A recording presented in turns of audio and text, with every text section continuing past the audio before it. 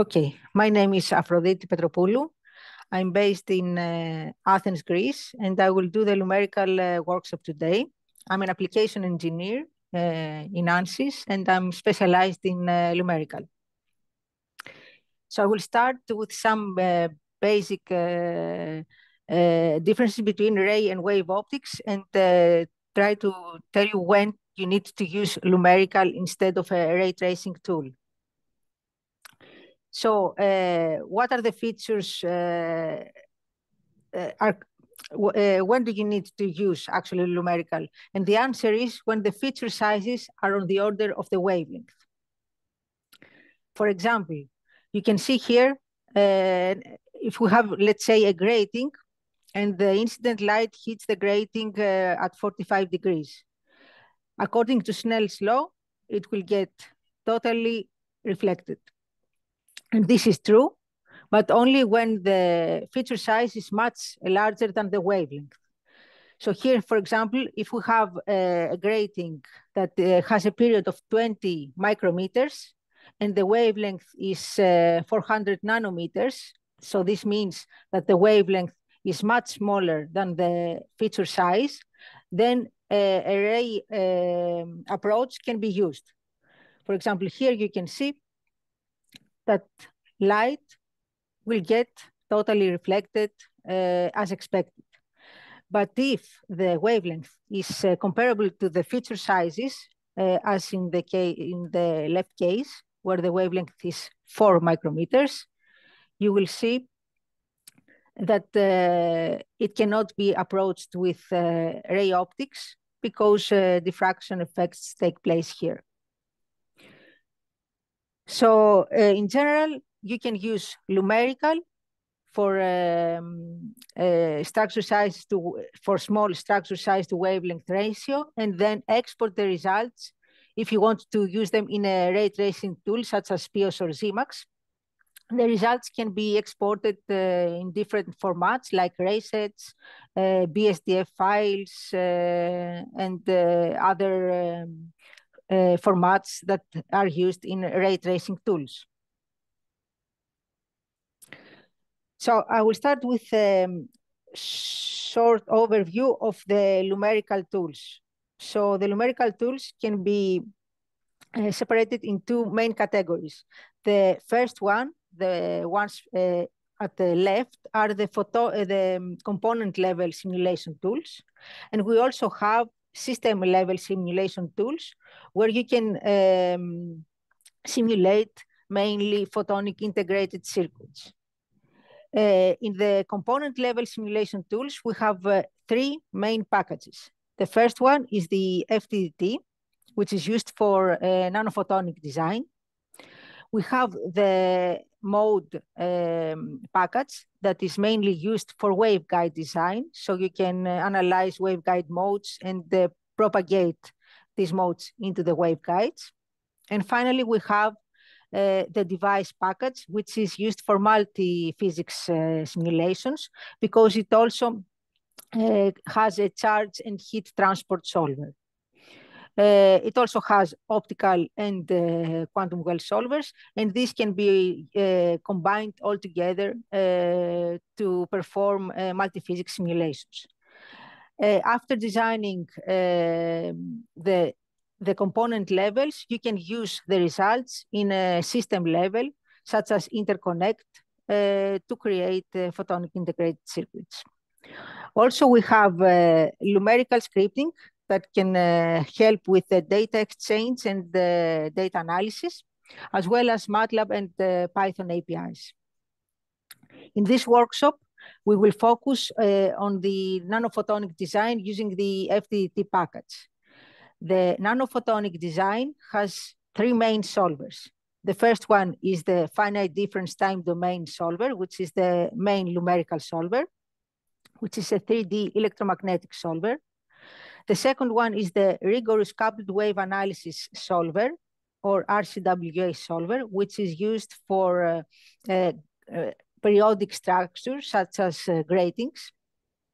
And finally, we have the stack solver, which is used for multi-layer stacks. I will start with an overview of the Lumerical FDT solver and what type of objects can be used in this solver. First of all, FDT is the most generic photonics solver, and it can be used for any geometry, any material, and any source. It solves Maxwell's equations, and it supports anisotropic and dispersive materials. You can see that it can be used for many applications, such as gratings, plasmonics, CMOS image sensors, LEDs, solar cells, and many more applications. I will start now to discuss a little bit about what type of objects we have in FDT solver, because we are going to use them in the examples that I will show you later. So first of all, we have different structures that are available in the FDT solver. These are also available in RCWA solver. So we have some basic shapes, but we also have custom ones so that users can create their own structures. Of course, you can combine any of them to create more complex structures. We also have some import options to import GDS files, STL files, even images. You can see here a list of some of the import options that we have. FDT also has a built-in material database. There are multiple materials in it, but users can add their own materials too. There are different types of materials that can be added, such as NK materials. In this case, you can add just the real and imaginary part of the refractive index. We have sample data where you can import dispersive materials. So you can load a TXT file that contains the real and the imaginary part of the material versus the wavelength. And there are also other types of materials, some non-linear materials, and many more. Another feature that can be added in FDT are groups. There are different types of groups. We have the container group, which can be used just to put multiple objects from the object tree that can be either structures, monitors, or even sources. We have the structure group, which is really important because users can add parameters and using the script, create a structure. And by changing the parameters, the structure will be automatically updated. This is also important when you want to run parametric sweeps by changing some geometry parameters, or if you want to run some optimizations, again, using some of the geometric parameters. We also have analysis groups. The analysis groups have two tabs. The first one is the setup tab, where you use some parameters to set up the monitors that will be used for the analysis, and the analysis tab, which contains usually an analysis script that uses the results from the monitors to perform more complex analysis. We also have another group called assembly group, which allows you to build complex structures that are made of large number of copies of the same objects. In the examples that we are going to discuss, we are going to use structure groups and analysis groups. Also in FDT, we have different types of boundary conditions. Here, the orange box is the FDT region where we are going to run the simulation. The first boundary condition is the metal boundary condition, which reflects light at 100% without absorbing any of it. The second one, and the most commonly used, is the PML. PML is perfectly matched layers, and the PML absorbs all incoming light. This allows you actually to simulate an infinite space with a finite computational grid. What PML does is to match the impedance with the material that is just before it. So if you have air, it matches the impedance of air with the PML. Same if you have other materials. The other boundary condition that allows you to reduce the memory is the symmetric and anti-symmetric boundary conditions. If we have, again, an FDT region, which is inside this orange box, if the source allows for symmetries, we can run just the gray area here, simulate this one only, and then after running the simulation, the data will automatically unfold it and we'll have the results for the full box. Like in the example here, we can run just this gray area. So we have this result. And then if we right click on, let's say, a monitor, we can see the results of the full FDT region. Now, what symmetric and anti-symmetric boundary conditions mean? If the electric field component, the normal electric field component to this boundary is 0, then we can use a symmetric boundary condition. For the magnetic field components that are the tangential field components to this boundary, if they are 0, again, we can use symmetric. The opposite happens for the anti-symmetric boundary conditions. These symmetric and anti-symmetric boundary conditions will be one of the conditions that we are going to use in the examples later. Also the PML layers, again, we are going to use those too. If you have a periodic structure, such as a grating, then you can use periodic boundary conditions. Typically, we use periodic boundary conditions with a plane wave source. If we inject light at normal incidence, as shown here, periodic boundaries are fine. But if we want to use a non-normal incidence, sorry, it's for some reason, okay. So if we want to use non-normal incidence, we need to use Bloch periodic boundary conditions, because for periodic boundaries, the fields here must also be periodic. So at non-normal incidence, we have to take into account this phase correction, and we can do this with Bloch periodic boundary conditions. Here you can see, sorry, that if we use Bloch periodic boundary conditions, the fields here are symmetric. But if you use just periodic, the fields might not be symmetric, and this will give a wrong result. Now, if we want to use a periodic structure illuminated with a broadband source at an angle, then we need to use B-fast boundary conditions. So Bloch can be used at non-normal incidence, but for a single wavelength.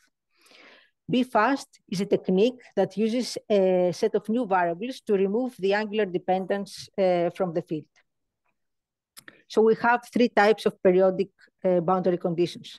The periodic, which is for normal incidence, the Bloch, which is for non-normal incidence, but for a single wavelength, and the B-fast, which is for a broadband source at an angle. The types of sources that FDT provides are dipole sources, Gaussian, plane wave, which is mostly used for periodic structures, TFSF. TFSF is a subcategory of a plane wave, which inside the source area, we can have the incident field plus the scattered field, And outside this area, the incident field is removed, so we only have the scattered field. This is useful when we want to simulate scattering from small particles. We will have an example later of a mis-scattering from gold nanoparticle.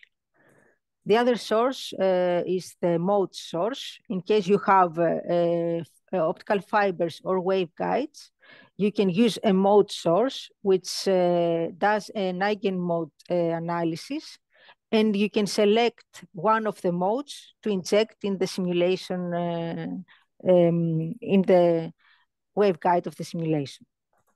Finally, you can import your own sources if you have the field profile versus space and frequency.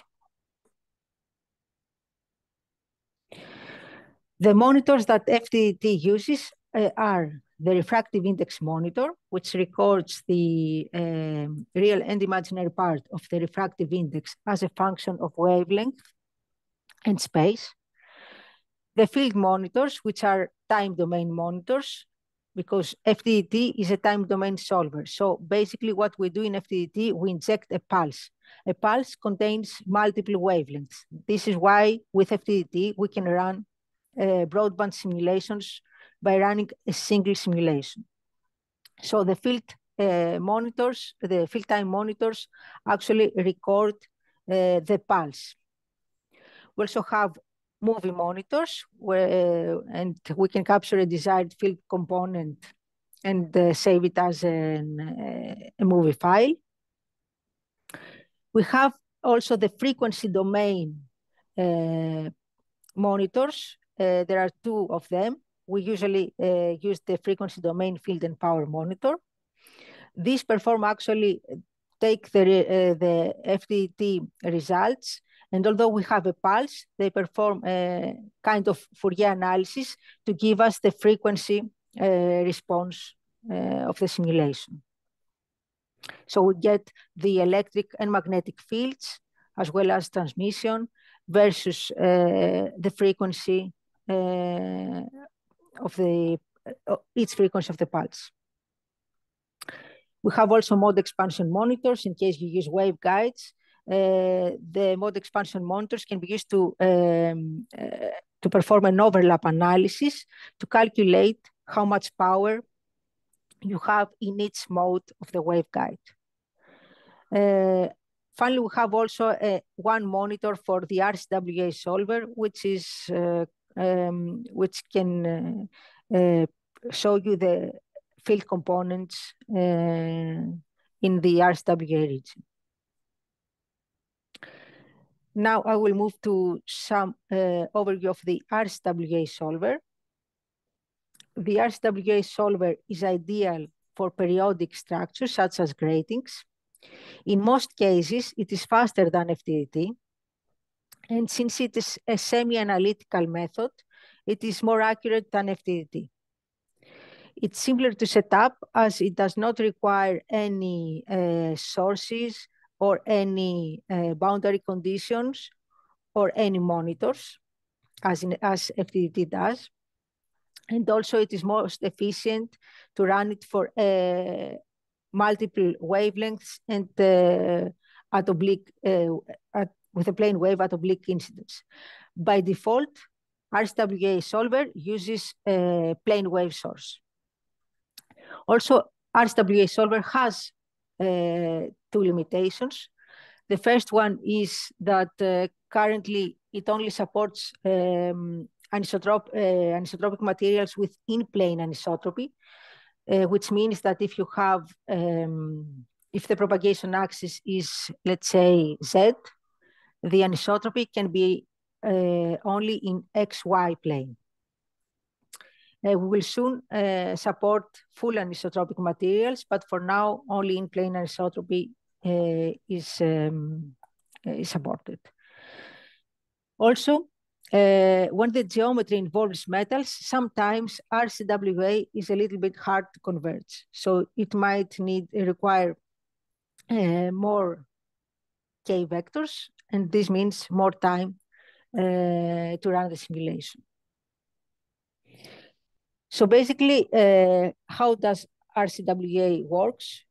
It actually divides the structure into different layers.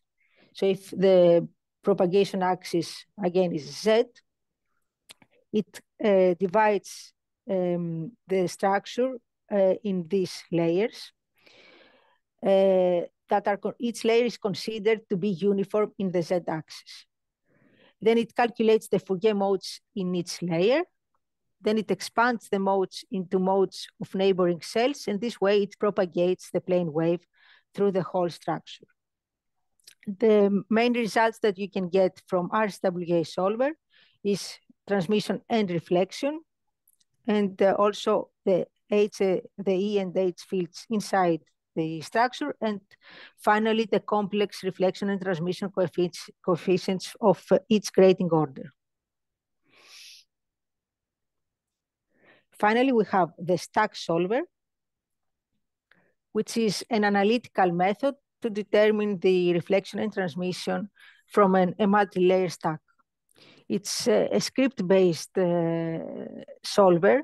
So there are three actually different script commands that can be used to run the simulations. One is for just a multi-layer stack with a plane wave source. And we also have two commands for a stack with a dipole emission.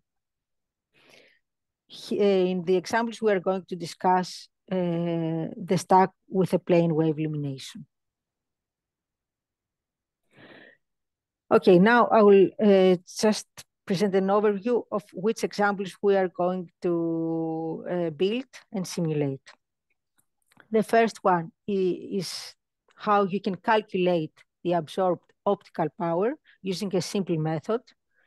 To do that, we need to have, as shown here, the electric field intensity and the imaginary part of the permittivity.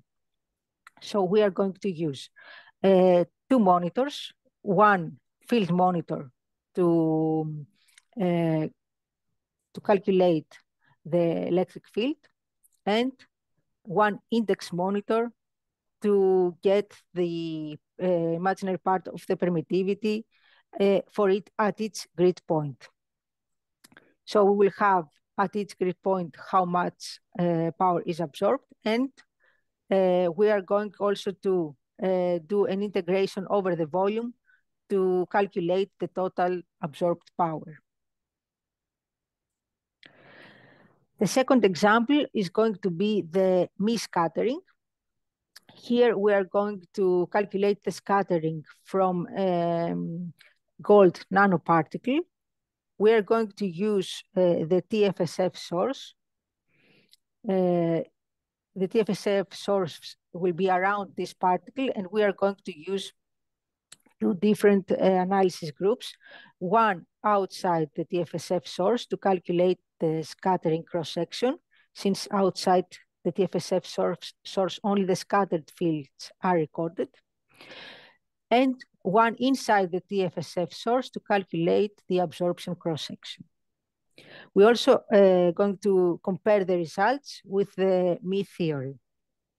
We have a script command that takes as inputs the radius of the nanoparticle, as well as the refractive index ratio of the nanoparticle to the refractive index of the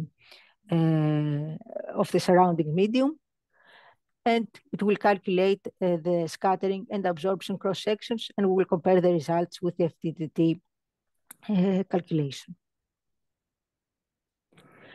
The third example that we are going to discuss is how to calculate reflection and transmission for a multi-layer stack. We're going to use all three solvers to compare the results. We will use FDTT. We're going to use stack solver, which is the most appropriate solver for this type of simulation. And we are going to also use RCWA to compare the results.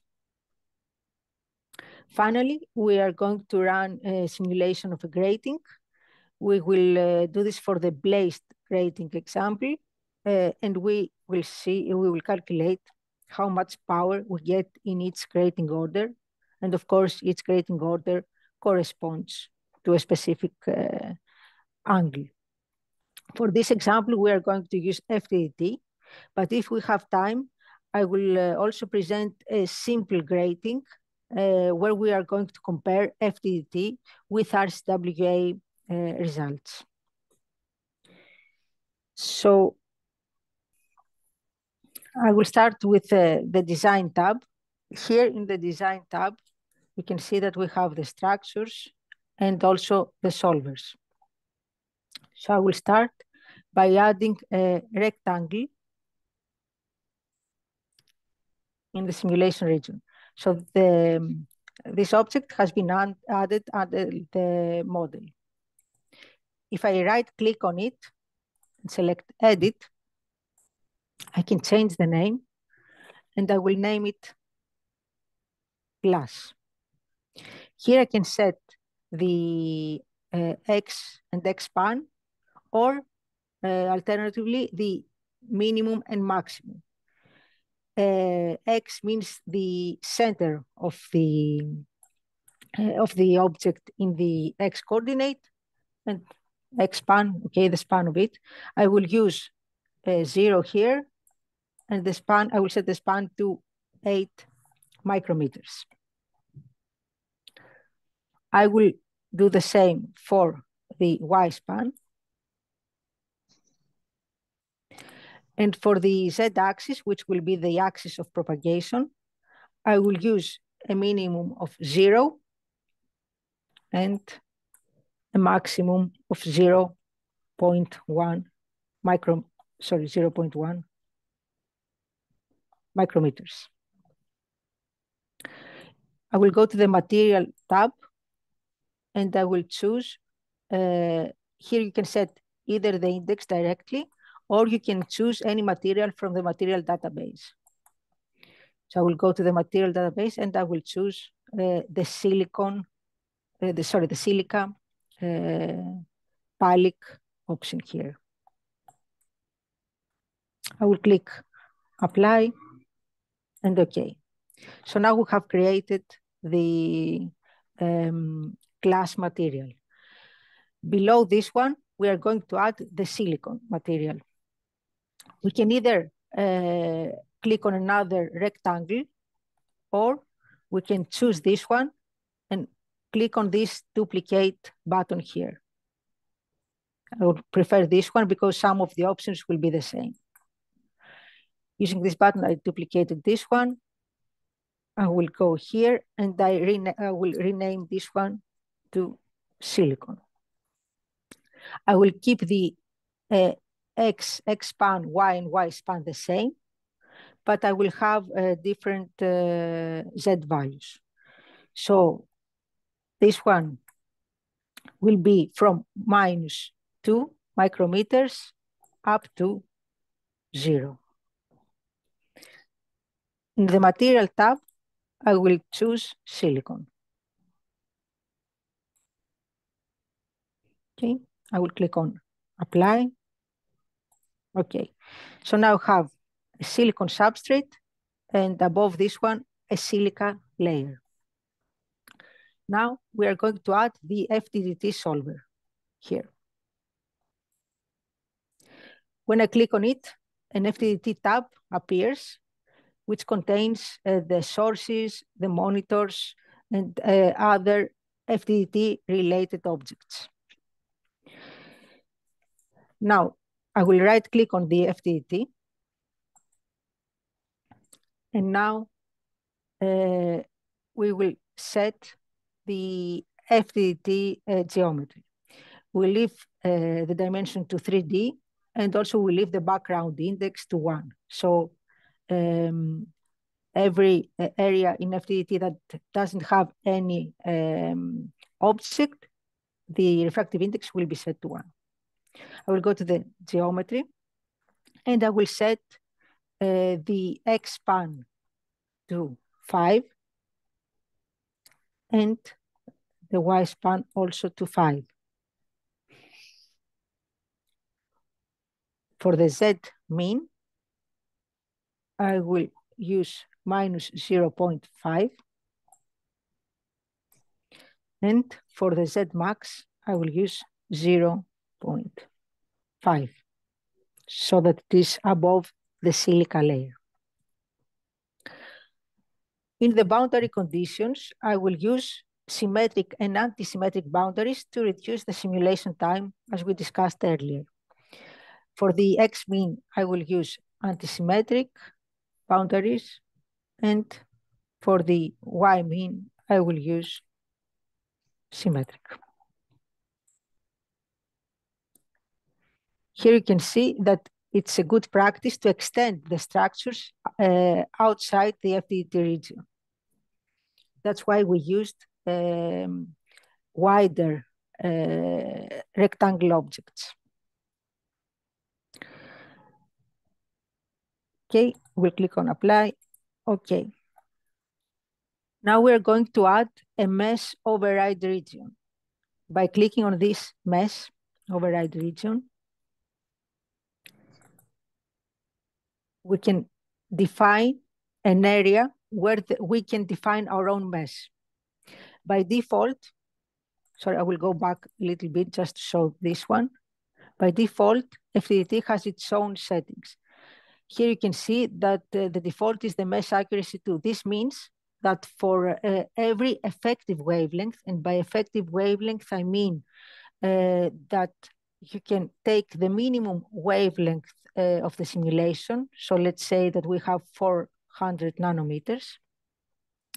And we divide it by the refractive index of each medium. The higher refractive index that we have here is the refractive index of silicon. Silicon has, I think, a refractive index around 4 point something for around for a wavelength of about 400 nanometers. So this means that FDT by default will take the wavelength, 400 nanometers, will divide it by the refractive index of 4. So it has approximately an effective wavelength of 100 nanometers.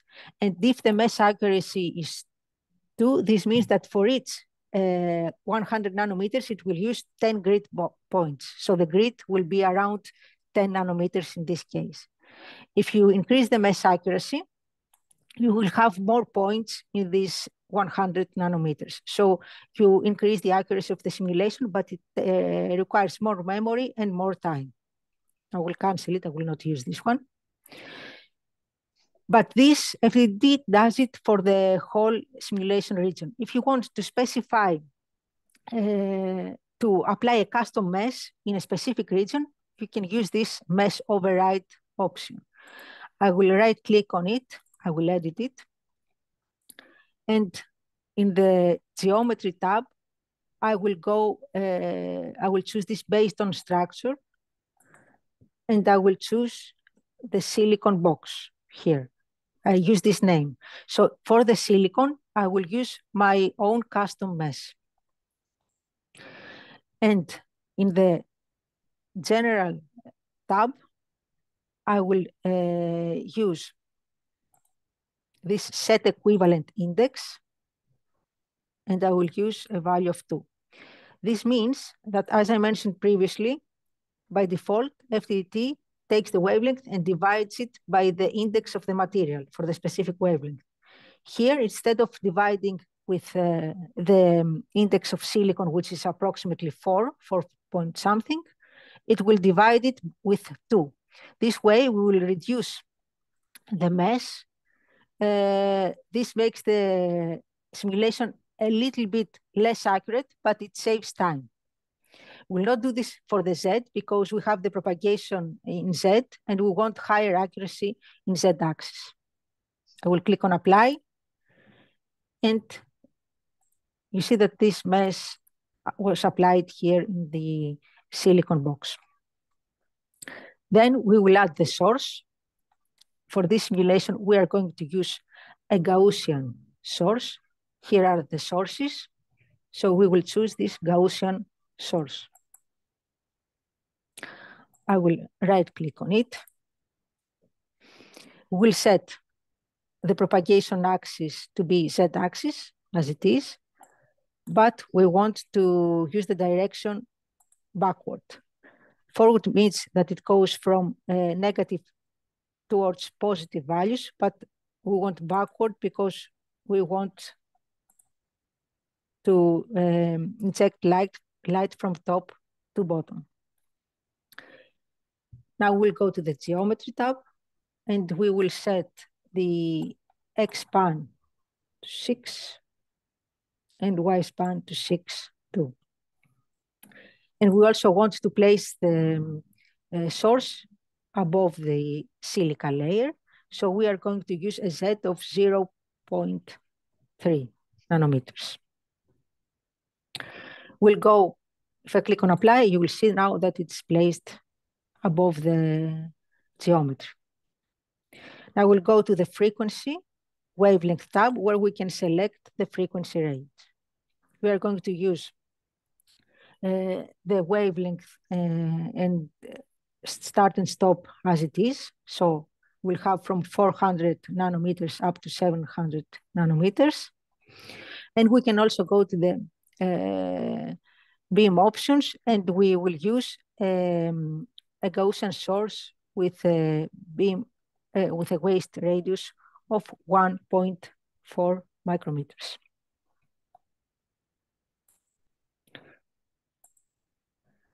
Okay, now we have set everything, Afroditi, source and structure, and now we are going to add the monitors and the analysis groups that will perform the analysis.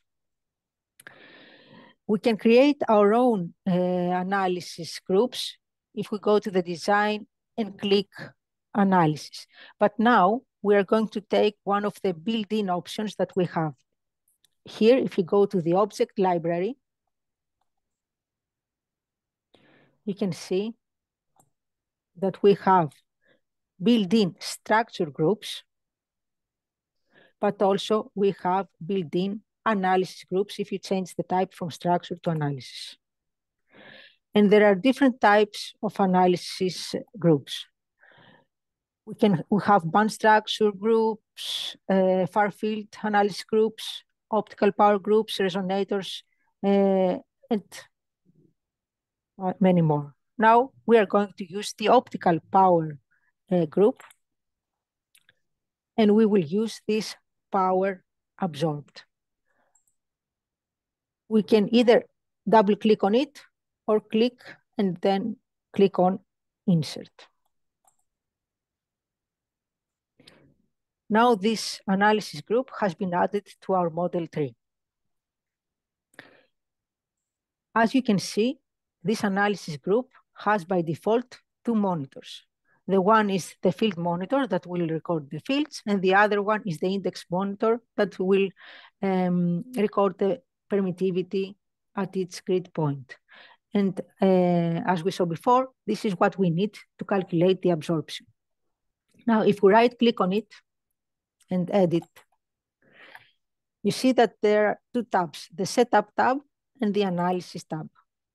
In the setup tab, there are some variables where we can define the range of the monitors. So here we are going to use X and Y span of 6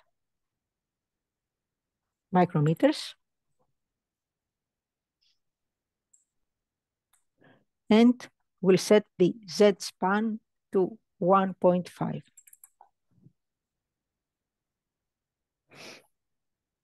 If I click on apply, you will see here that it's placed the monitors a little bit outside the FDT region. This is also a good practice to have some monitors being a little bit larger than the FDT region. So, okay, after the source, we added from this object library, from the analysis, which we chose this power absorbed analysis group. We added this to the object tree, and we set the monitor spans to be a little bit larger than the FDD. We're not going to change anything else here. We will add also 3 more monitors at different positions. We will add 1 monitor above the source to record the reflection. We will add 1 monitor inside the silica layer and 1 monitor at the bottom of the silicon layer. So we can go here in FDT, in the monitors, and choose this frequency domain monitor. I will right click on it and I will name it R because I will use this monitor for the reflection. I will go to the geometry. I will leave the monitor type to 2D set normal. This means that it will be on the XY plane. I will use the X span to be 6 micrometers, and same for the Y span, 6 micrometers. I will place this monitor at Z 0.5 so that it is above the source. We'll click on apply, okay, and this was placed here at the top of FDT region. Now we'll add a second one. I will right click on it. I will call it T1. I will record the transmission in the silica layer. I will go to the geometry. I will use again 6 micrometers for the X span and 6 micrometers for the Y span. And I will place it inside the silica layer. So I will place it at 0.05. If you remember, the silica layer is from 0 up to 0.1. So I will place it in the middle of the silica layer. As you can see here, this was added. Now we'll add another monitor at the bottom here. I can select this one, click on duplicate. I will edit it. I will rename it, name it T2. I will leave the X and Y span the same, but now I will change the Z to minus 0.5 to correspond to the bottom of the FDT layer. I will click on apply, and this was added here. Okay. Now, all these monitors will record specific number of wavelengths. So I can change this number from the global monitor settings here. I can also change it from each monitor by using this override global monitor settings and specify how many frequency points I want in each monitor. But now I will change it for everything. So I will go to this global monitor settings. I will click on it and I will use 4 frequency points. By default, the FDT will go and have 4 frequency points in this wavelength range, but it will be equally spaced in frequency and not in wavelength. If we want to have equally spaced points in wavelength, we need to use this use wavelength spacing option. So now we'll have 4 equally spaced points from 0.4 up to 0.7 micrometers. Click on apply. Okay. And now we're going to run the simulation. I click on Run button here. I will save it. Absorbed power, you need to save it first. And now we are going to run it.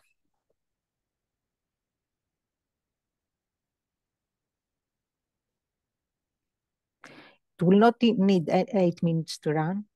It will run much faster because I have used an auto shut off, which means that when the power inside the simulation region reaches,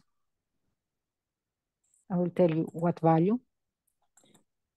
When it reaches the 1E minus 5 value, it will stop automatically. So this is why it says that it needs 8 minutes, but since the power left the FDT region, it stops automatically. So now, after running the simulation, we can see the results from here.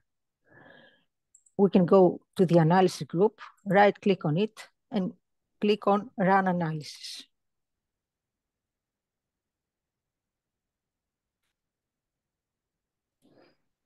Once the analysis runs, we have the two results. The one that is the absorbed power versus space and frequency.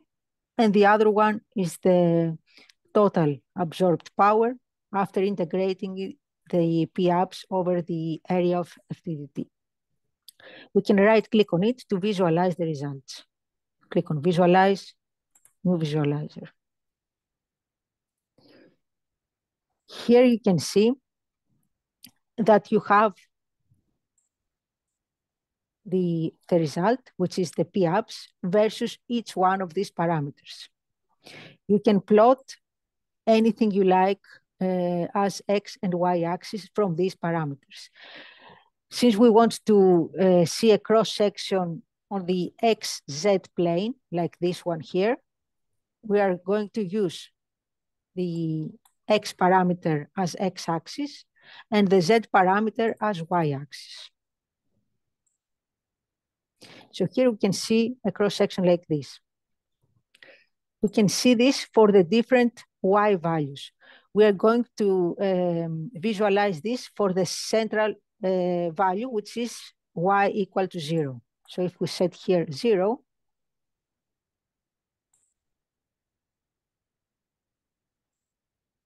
this one is at the center here of the Y axis. And here we can use this slide bar to see how the absorbed power changes with respect to the wavelength. You see here,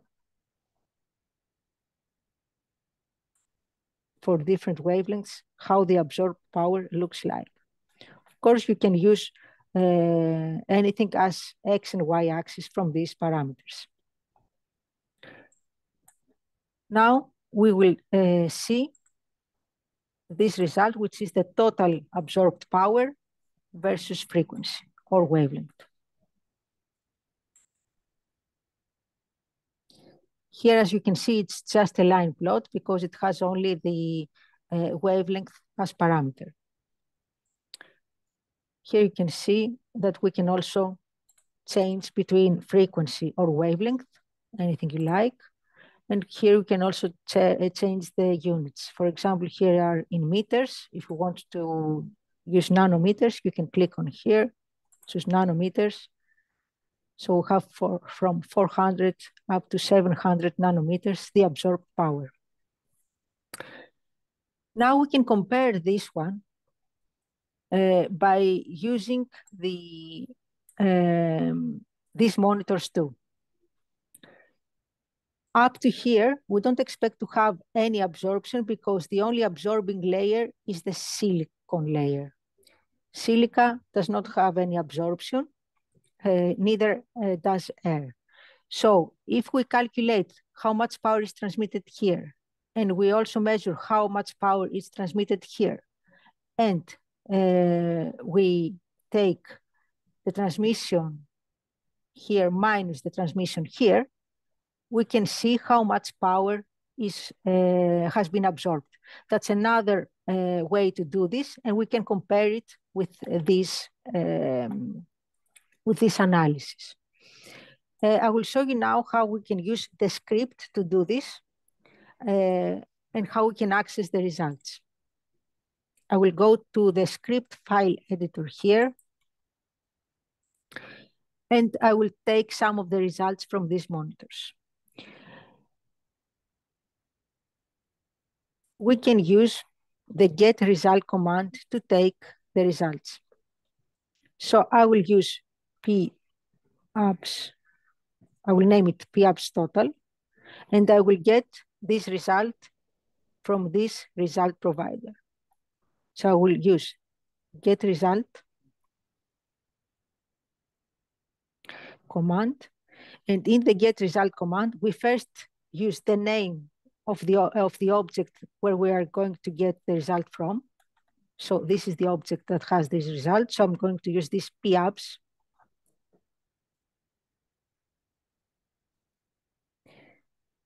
comma, and now the second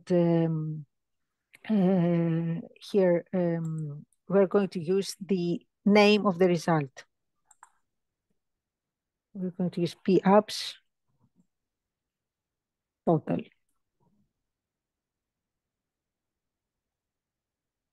So by running this one,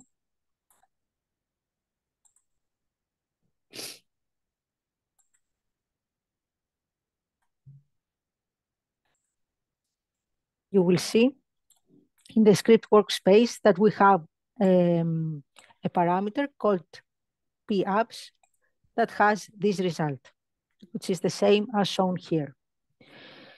Now I can take from this result both the pabs total and the lambda, or which is the wavelength or the frequency. So how I can do this? I can name a parameter called lambda, which is equal this parameter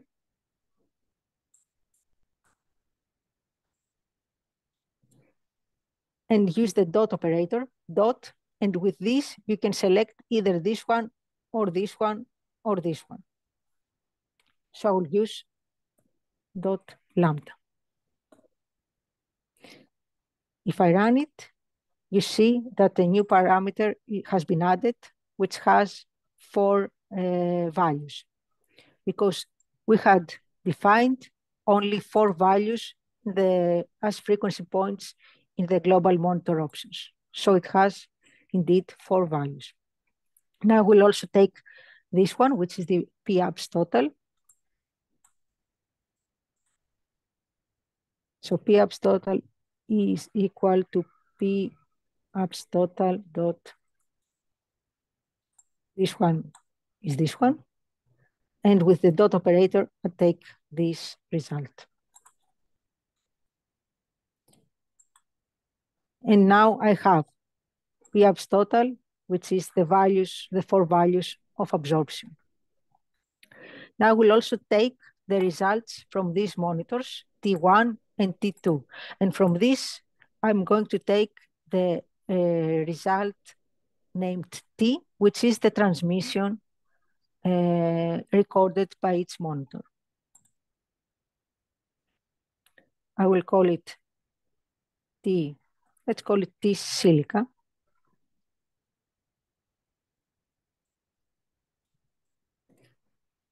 And I will get the result from this T1 monitor. I will use again get result command. First, the name of the object, which is T1. And second, the name of the result, which is this one, T.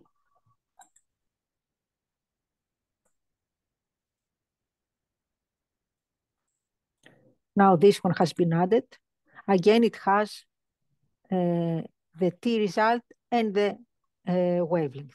The wavelength is the same as this one because we have used the same settings for all monitors, so we don't have to take this again. So we are going to say that T silica is T silica dot T to take only this result here.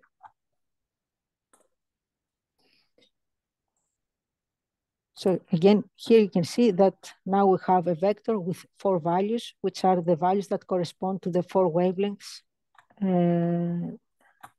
for this specific location. We're going to do the same, but for the other monitor, the T2 monitor. I will copy this. I will rename it.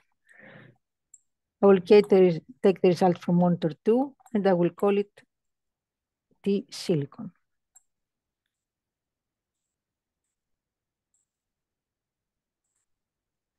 Now I also have the transmission inside the silicon. Now I will calculate the absorbed power. I will call it, sorry, P-abs from monitors. Let's call it like that, which will be T silica minus T silicon.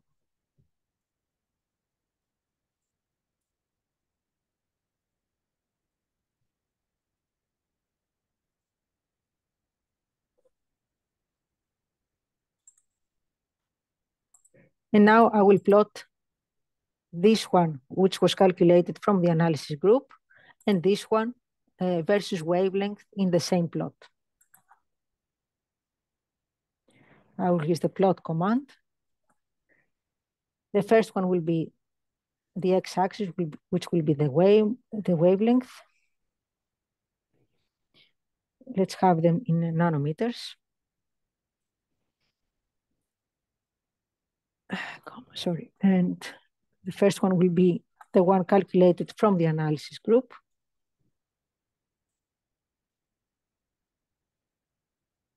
And the second one will be the one that was calculated by the 2 monitors.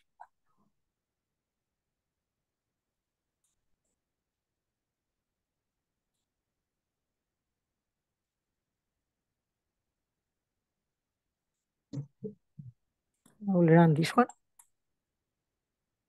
Sorry, I have to take the absolute value, sorry.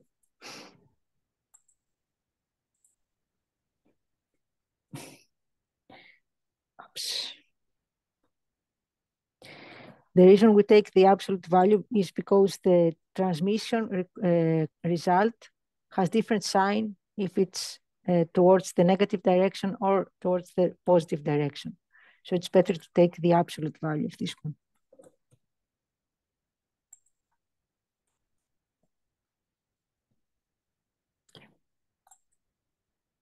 And here you can see that the 2 results match. If I zoom in, you see that the difference is negligible.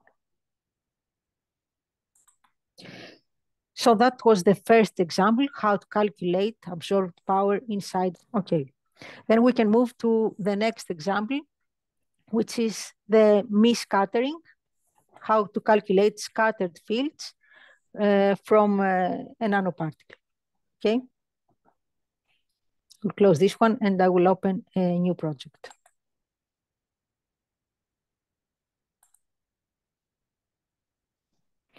I will open a new Afroditi project again.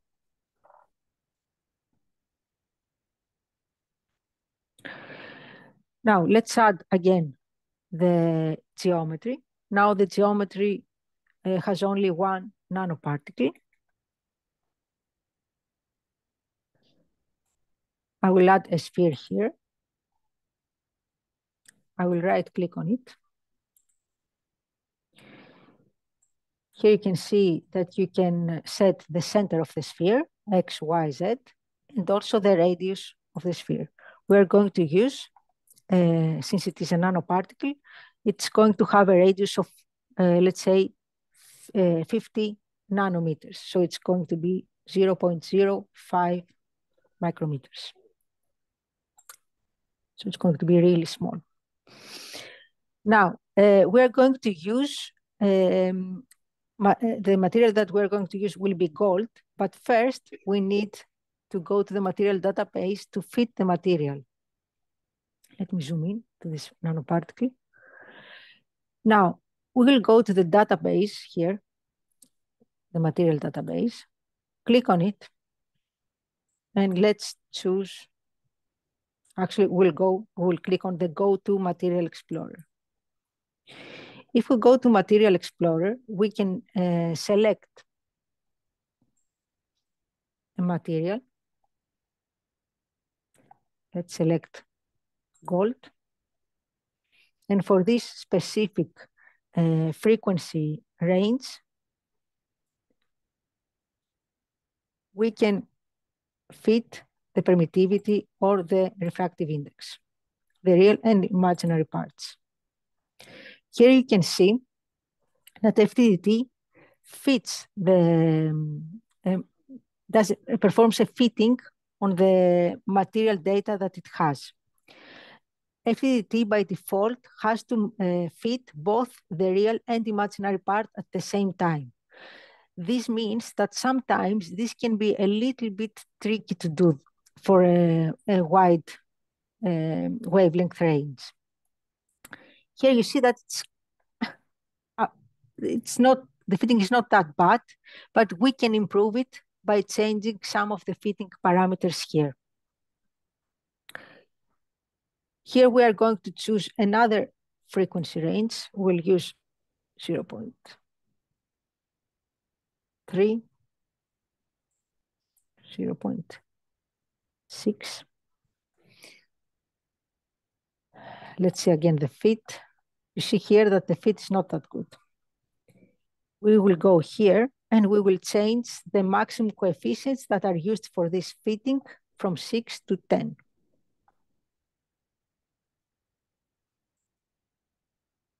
You see now that the fitting is better. So we will use these fitting parameters for our simulation. We will click on this Save Fit Parameters, and we will get this warning that since this specific material is from the material database and we cannot change it, it will create a copy of this material. And we click Yes to create this copy. Okay, can close, save. And now we are going to use in the material that we created, which is the copy of the initial material, to apply these fitting parameters. We click on OK. Now we have this gold nanoparticle. Then we are going to add FDDT region. We'll right click on it to set the geometry of the FDDT. We'll go here. We will use 0 as the center, and the span will be 1 micrometer for all coordinates, for X, for Y, and for Z. In the mesh settings, we are going to increase a little bit the mesh accuracy from 2 to 3. Also, in the boundary conditions, we are going to use again symmetric and antisymmetric boundaries to reduce the simulation time and simulation resources. For the X mean, we are going to use antisymmetric boundary conditions. And for the Y mean, we are going to use symmetric boundary conditions. We'll click on Apply and OK. After setting the FDDT region, we will again add a mesh override region to create a finer mesh around this sphere. Here we'll set the maximum mesh to 5 nanometers for all coordinates X, Y, and Z. And in the geometry tab, we'll again center it at 0. And we are going to use a box of 160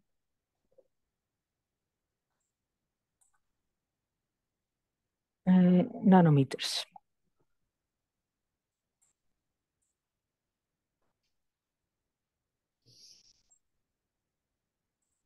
So we have used here a finer mesh around this gold nanosphere. Then we will add now the source, which in this case will be the TFSF source, the total field, scattered field. We'll right click on it, edit. We will name it me source. You can name it as you like, doesn't really matter. We'll use forward, direction, and injection z-axis as it is. But here, we're going to use a span, sorry, 0. The center will be 0 again, and the span will be 140 nanometers.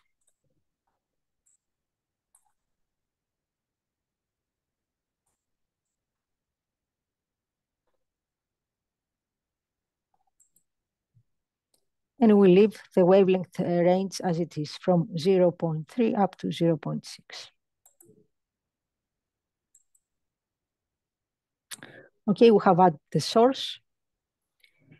Now we can add some analysis groups, one inside the source to calculate the absorption cross-section, and one outside this source to calculate the scattering cross-section. To do that, we will go to the object library. We'll go to the analysis type. And from here, we'll go to the optical power and we'll choose this cross-section. As you can see here, you have the description that this analysis group measures scattering, absorption, and extinction cross-sections. We'll insert this one. We are going to name this one abs from absorption, because this one will be the one that will be inside the TFSF source. We'll center this one to 0, because this one is where it will be centered, and here we will set the spans to be smaller than the TFSF source. So I will use 120 nanometers. The TFSF source was 140.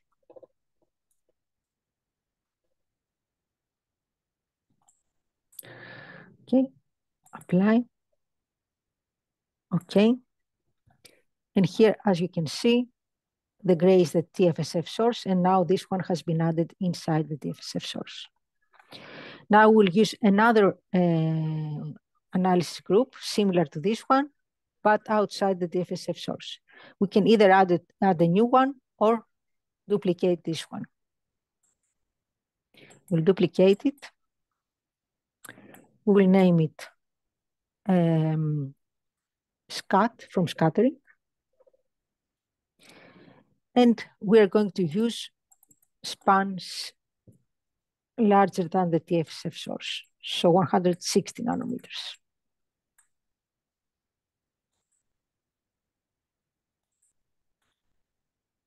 And it was added here. We'll also add another group for far field projection. We can go here to the far field option and choose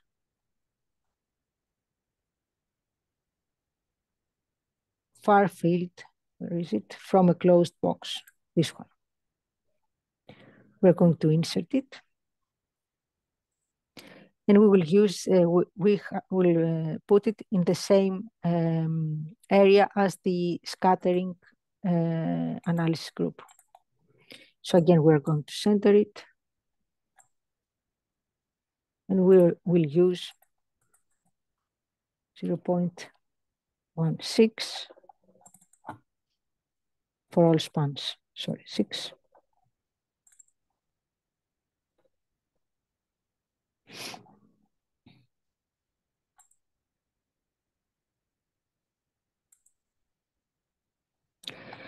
Now we are going to also add 3 monitors, one at each cross section, to see the fields on this called nanoparticle.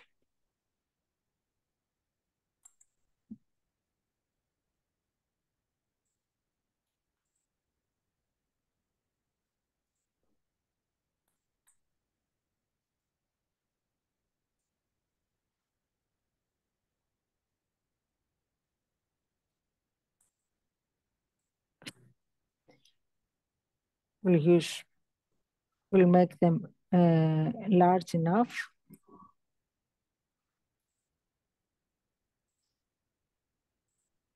So we'll have one on the XY plane. We'll put one on the XZ plane.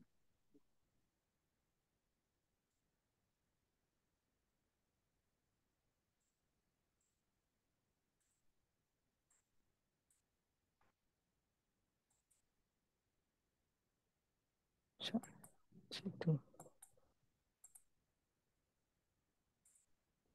and we'll also put one on the YZ plane.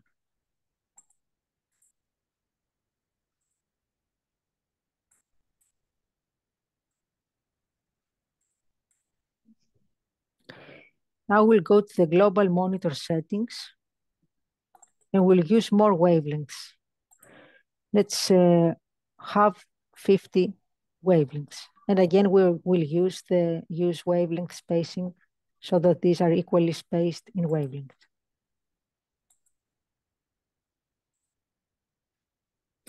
Now we are going to run the simulation.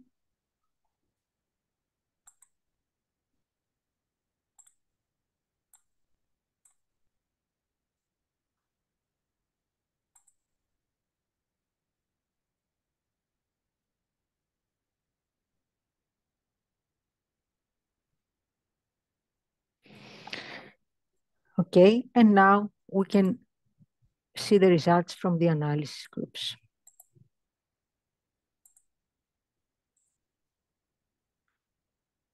This one is the absorbed, let's take the abs value, the absorbed cross-section, the absorption cross-section versus wavelength.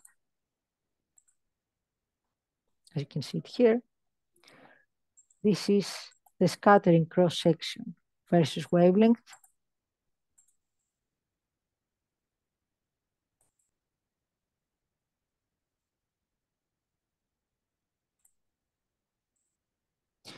And using script, we can compare these results with the ME theory. I will open the script. You can find the script. I can send you the example. You can find the script in the example. We'll not create this script from scratch because it performs many, it has many lines and it needs to perform some calculations. The script exists, so I will only run this cross-sections analysis, which takes the results from the absorption and the scattering analysis groups and compares them here with the ME theory. The ME theory the ME theory analysis can be done using this script command, which exists in the Lumerical scripting, which takes as inputs the refractive index of the sphere divided by the refractive index of the surrounding medium, and the size parameter, which has to do with the radius of the sphere. So if I run this, we can see that the FDD results are quite close with the ME theory. Also, we can see the cross sections, the fields of the cross sections of this sphere here. Here you can see the TFSF source. So this one in here, you have both the incident field and the scattered fields, but outside this TFSF source, you can only see the scattered fields. Actually, I think this one performs an analysis like this one. Okay, but we need to name the monitors with specific names. Let me rename them to see the cross sections better. Okay, so XY is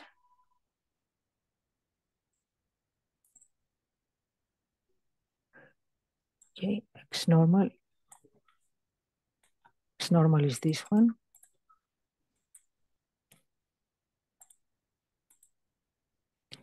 The other one is Y normal.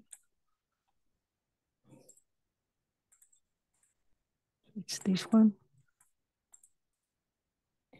And the last one is the Z normal.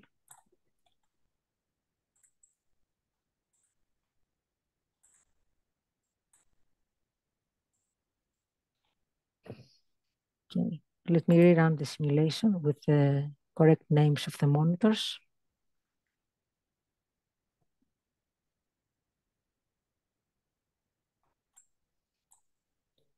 And if I set this one to true, it should also plot these three, the feeds from these three monitors for the target wavelength, which is, in this case, is the wavelength that corresponds to 500 nanometers.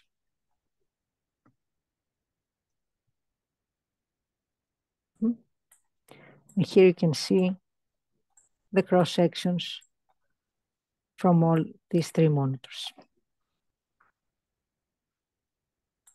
Okay.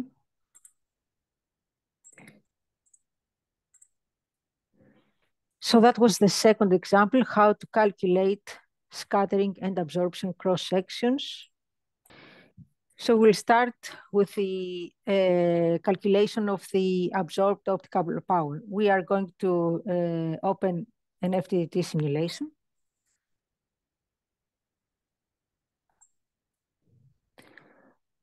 In the analysis tab, you can see the parameters that are going to be calculated. The first one is the absorption versus space, and the total absorption is the integration of the P-abs over the volume of the FDT using these analysis groups. Do you have any questions on this one?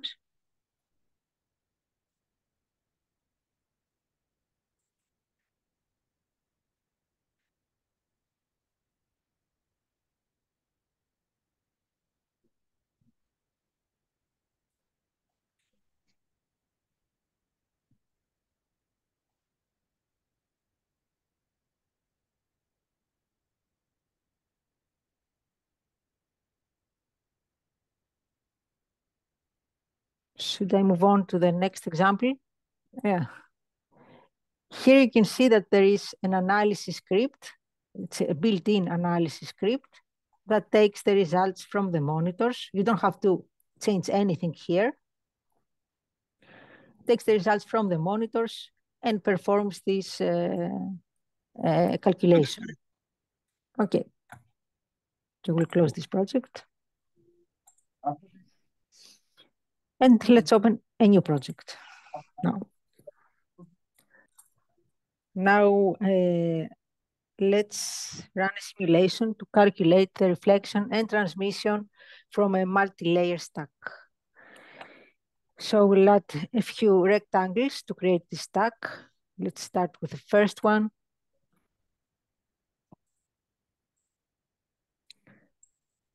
We'll call it layer 2. The first one, the layer 1 will be the air at the bottom. So let's start naming the rectangles from 2. We'll use X span of 10.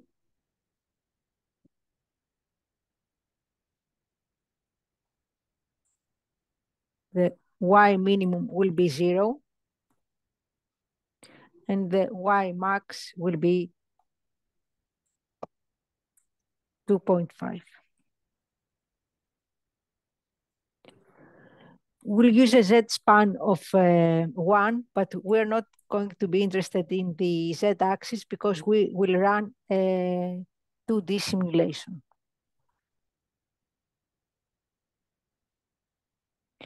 In the material, we're going to use a refractive index of 1.5. Click on apply. Okay. Now we'll duplicate this layer. And I will change this so that we add one layer at the top of the first one.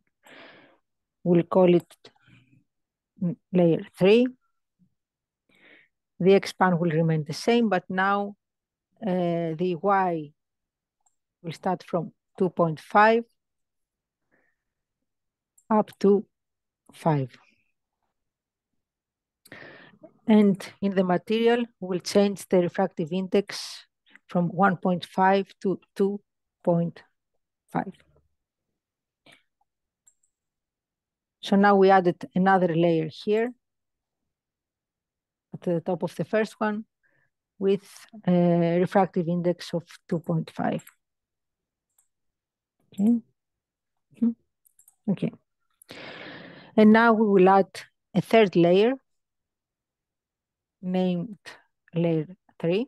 Let's duplicate this one. Layer 4, sorry. And now the minimum Y will be 5. And the maximum will be 100. We don't really care because we are going to consider this infinite. So the FDT will stop inside this layer. For the material, we are going to use 1.5 again. Okay, apply. Okay. Sorry. So we have 1, 2, and 3. Let's center this. Okay. Now we're going to add FDT solver, and we are going to edit it. We will run a 2D simulation. So here in the dimension, we can change the 3D to 2D. By default, FDT, 2D FDT only runs on the XY plane. You cannot use the Z plane for a 2D simulation. And here we will set a really narrow FDT since it's going to be periodic. So we don't really need to use a big area for the FDT. And for the Y, we'll start from minus 1.5, which is here in the air, and we will stop at the top layer, let's say at 6.5.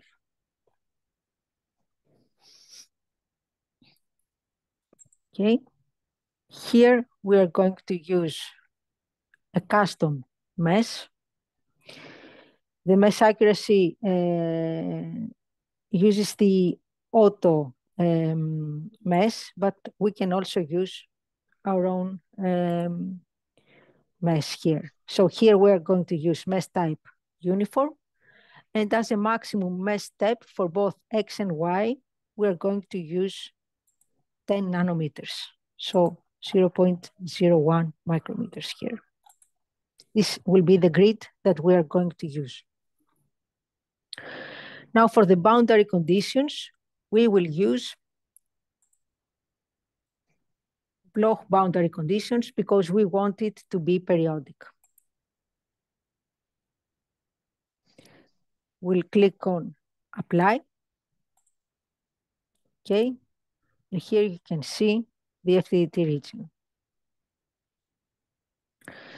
Now, since we are using block periodic boundary conditions, we are going to use a plane wave source. So we are going to add a plane wave source from here. We'll right click on the source. We'll use y-axis for the propagation and forward for the direction. So from bottom to top.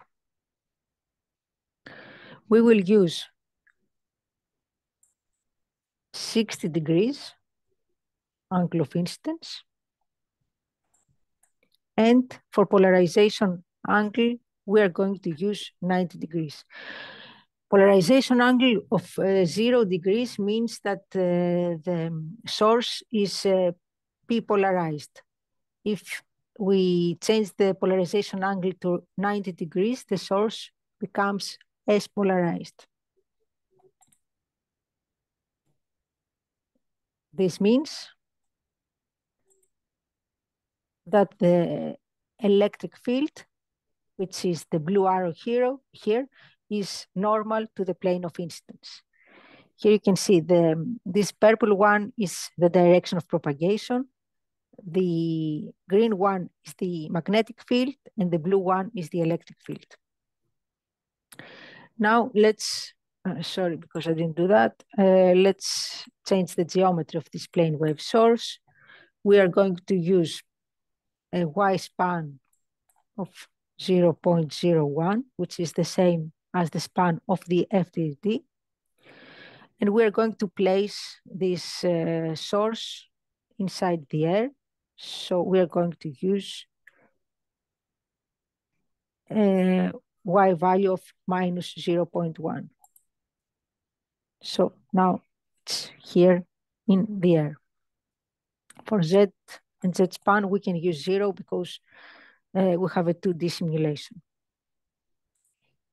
For the wavelength, we are going to use a single wavelength of 1 micrometer.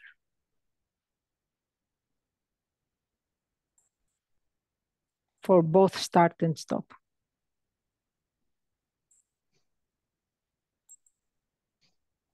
Now, if I zoom in, you can see that the source is below the layers that we added.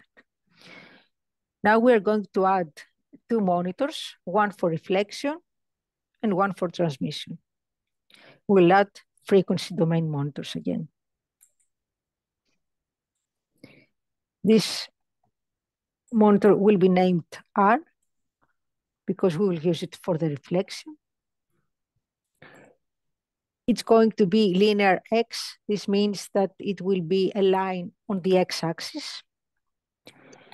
And we will use an X span of 1 micrometer.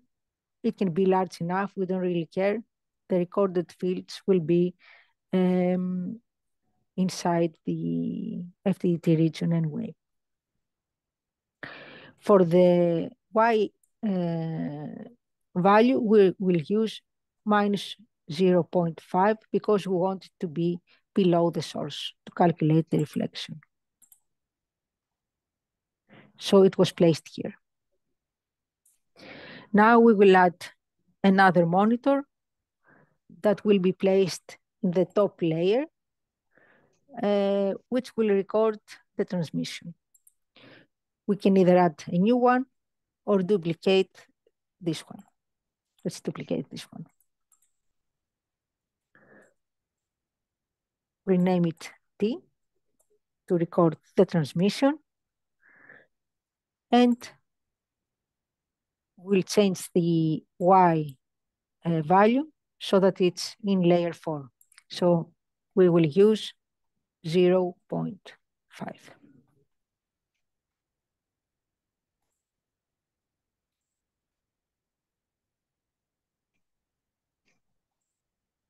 Sorry, we'll not use 0.5. We're going to use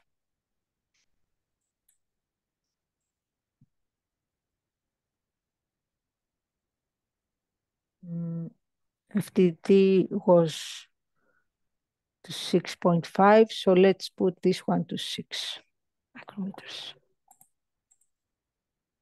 Okay, so now it's inside layer 4. We can also add an index monitor to see the refractive index of this structure.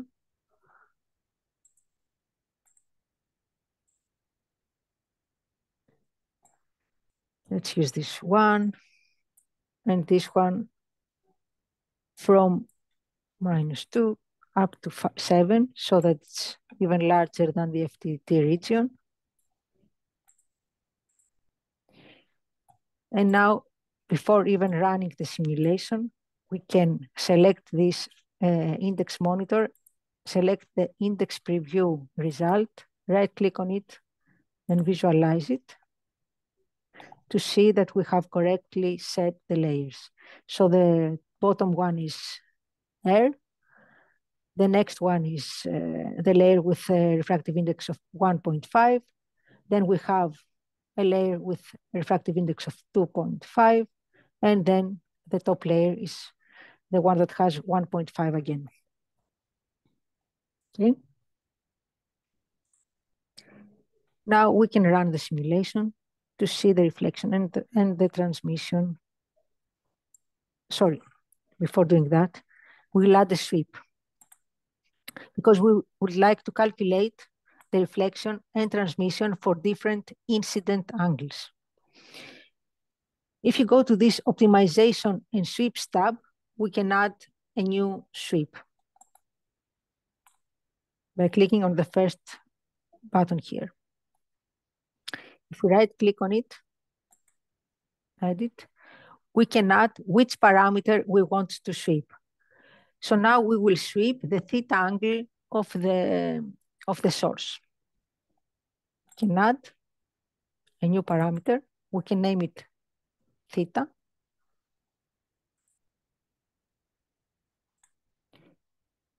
And we'll choose which parameter we want this will be actually.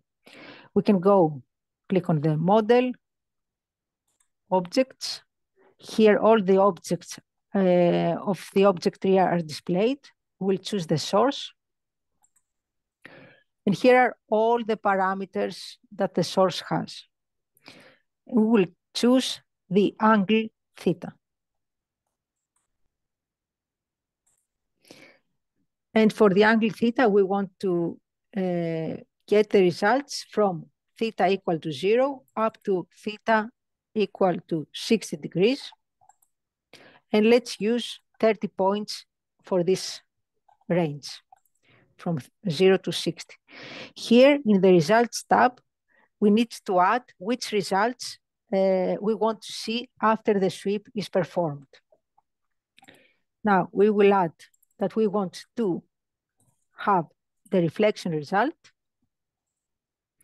And the reflection result, we can take it from the R monitor. So again, we click on the model, objects, we find the R monitor, and we choose the T result of the R monitor. We do the same for the transmission, which is from the T monitor. What the new result? We name it T. We go to the model, objects, select the T monitor, and from the T monitor, the T result. Click on OK. And then we can right click and run this sweep. This will run 30 simulations, each one with a different theta angle. We need to save it.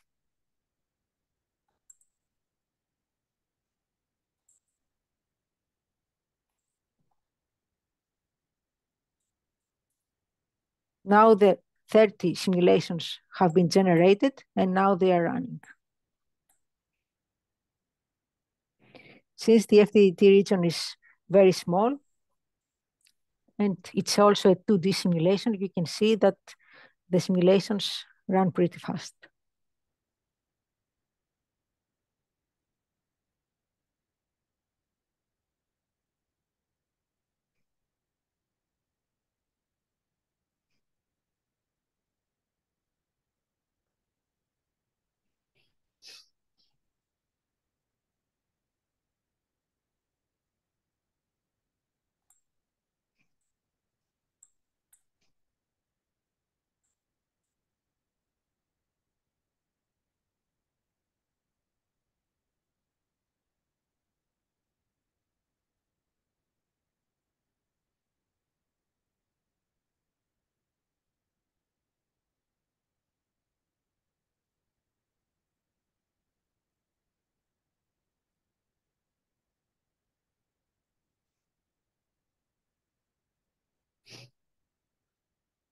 Now it loads the results. And once the sweep is done, you can visualize the reflection and the transmission results.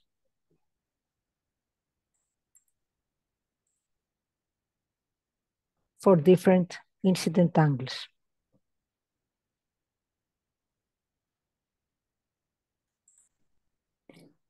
Now we can compare these results with the stack solver results.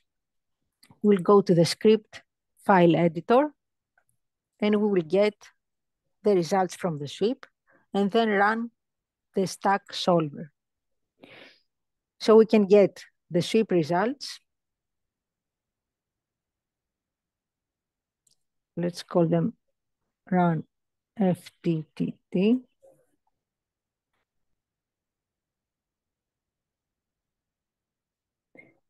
Here we have to use the get sweep result command to get the results from the sweep. First, we use the name of the sweep. Here it's named sweep.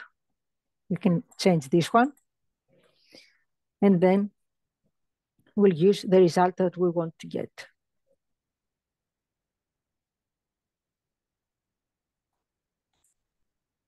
Let's see if this one is okay.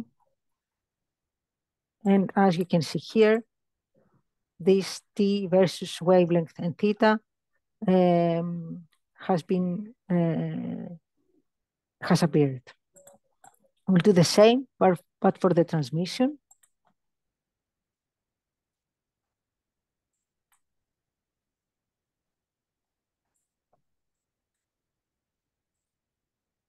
Okay. And now we want to get the theta, the wavelength, and the T. So lambda is equal to R FTTT dot lambda to get the wavelength. And we're going to take the theta values too.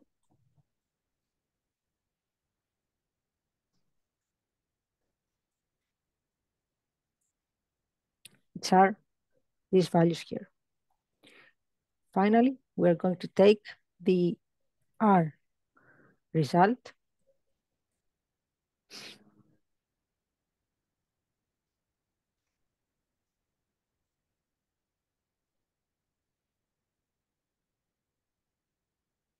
we will also take the T result from the T FTT.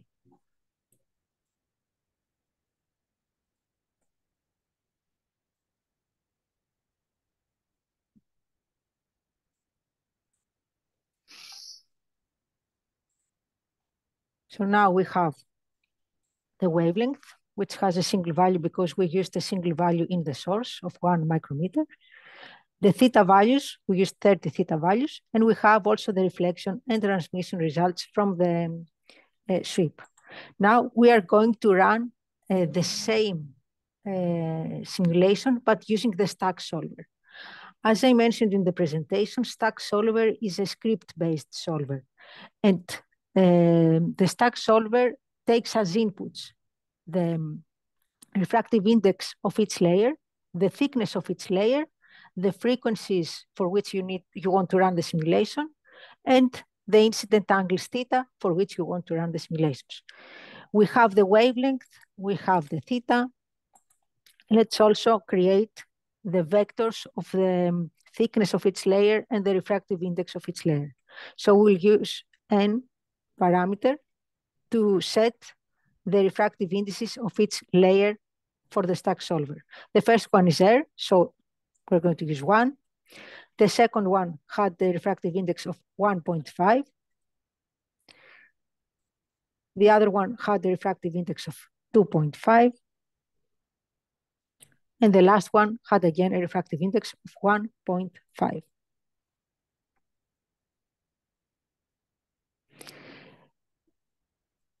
The thickness of each layer for the first one and the last one, since these are lossless, the thickness that we will insert here doesn't really matter. So let's use 1 micrometer for this one.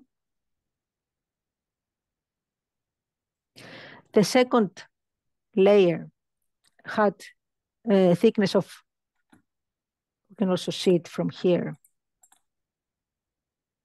2.5 micrometers.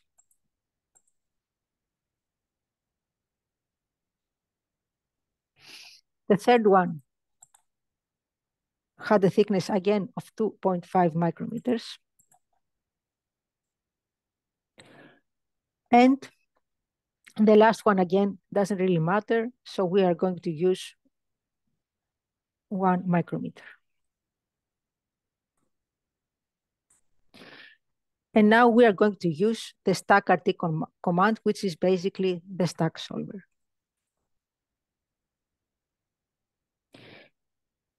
And for the inputs, it has N, the thickness,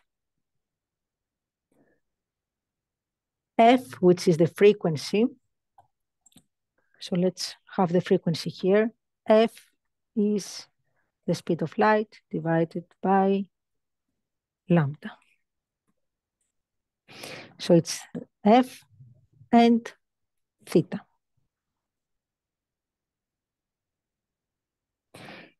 If we run this one now, you will see that this result has all this dataset has all these results. The RS, RP, TS, and TP with the lowercase letters are the complex reflection and transmission coefficients.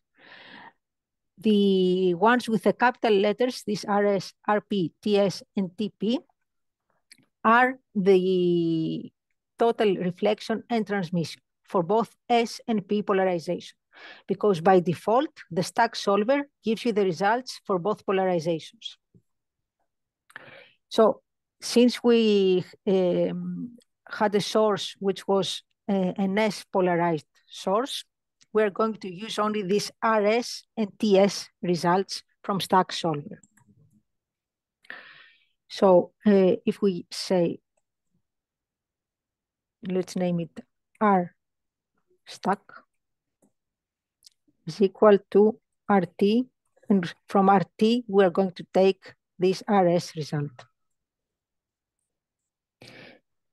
For the transmission from stack,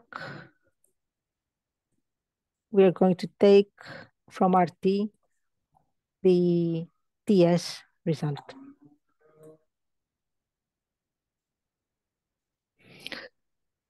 Now that we have these results, we are going to plot the results from both FDT and stack on the same plot versus theta angle. So we are going to use theta as x-axis and R FDT T are stuck. Sorry, stuck.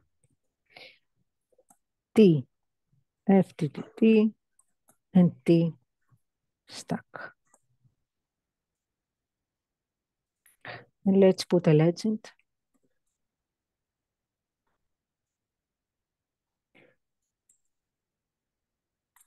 To this plot. This needs to be strings, so I'll use quotes. Sorry.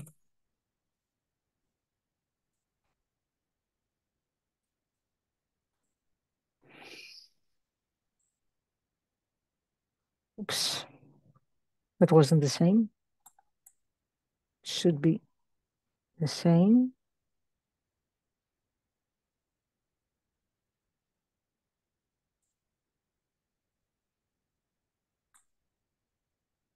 Sorry, maybe I used a high value for this one. Let's use 40 degrees. Let's run it again.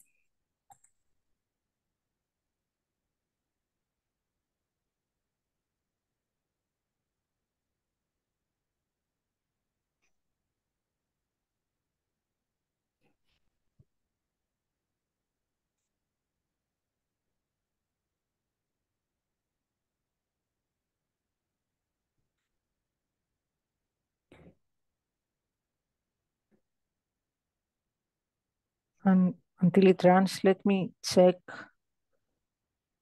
when I previously ran it,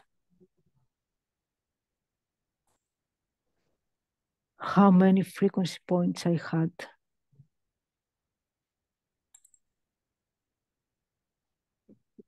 Sorry, how many theta points I had.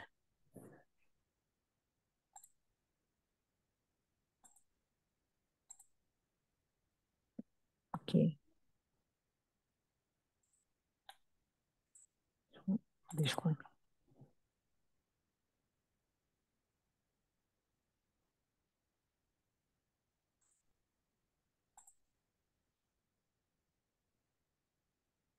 It's from 0 to 60.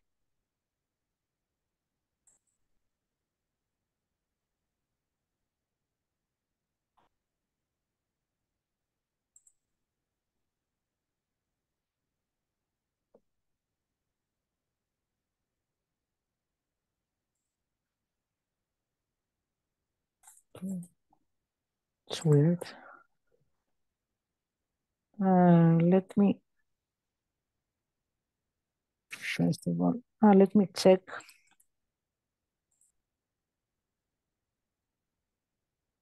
The stack results.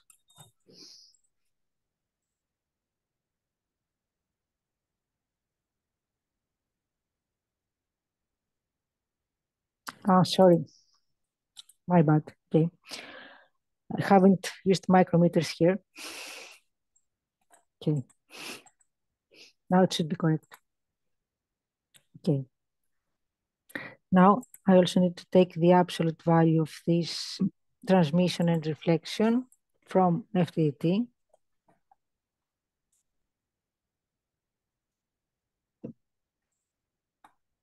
Sorry for this one.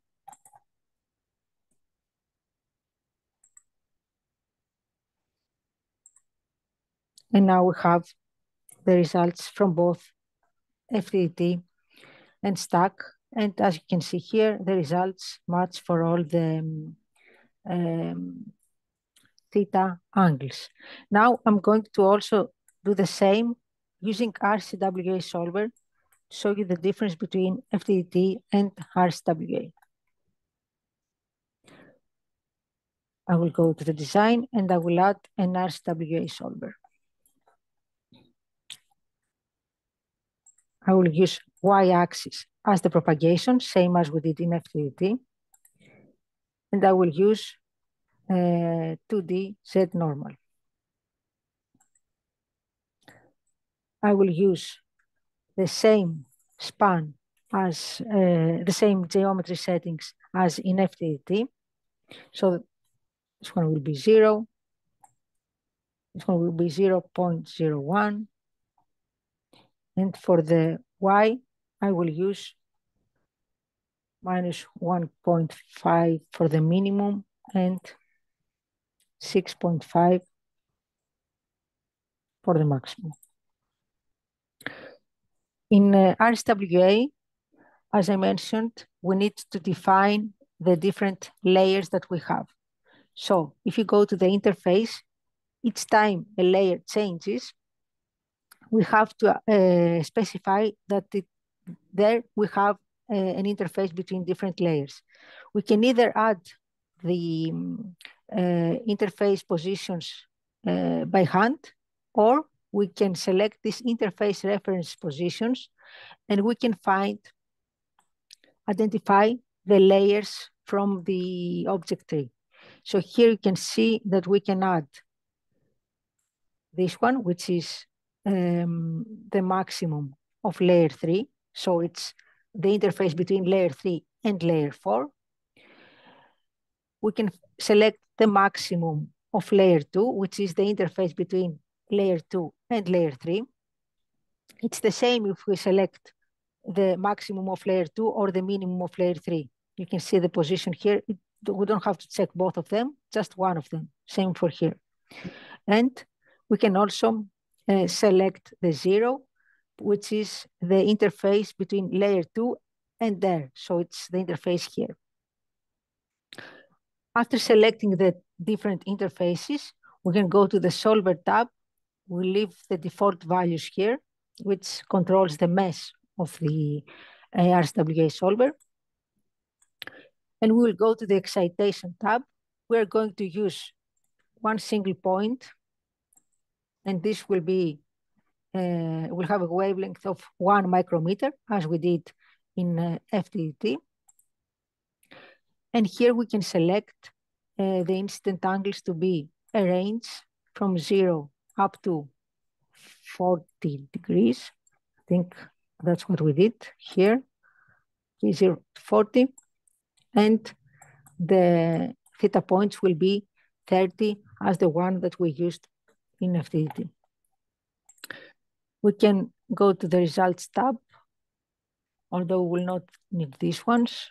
And we can select more results if we want. Now we're going to run the RSWA solver. So if we go to this RSWA tab, we click on the Run RSWA.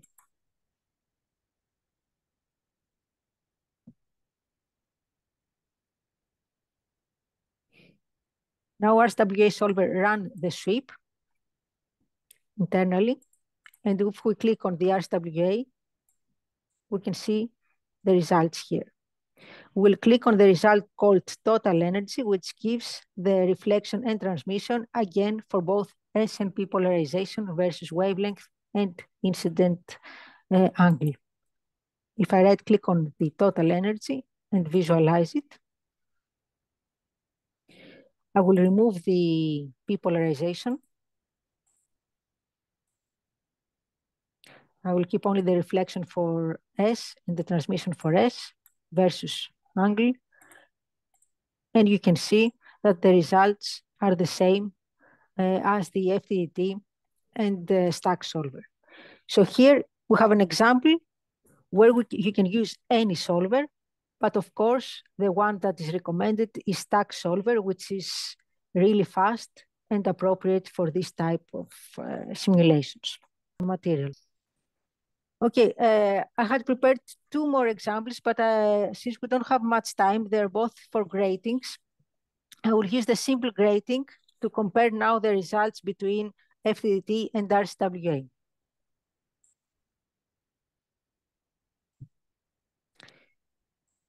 So let's open a new project again. And I will try to run a simple grating example. I will add a rectangle, which will be the substrate of this example. I will call it substrate.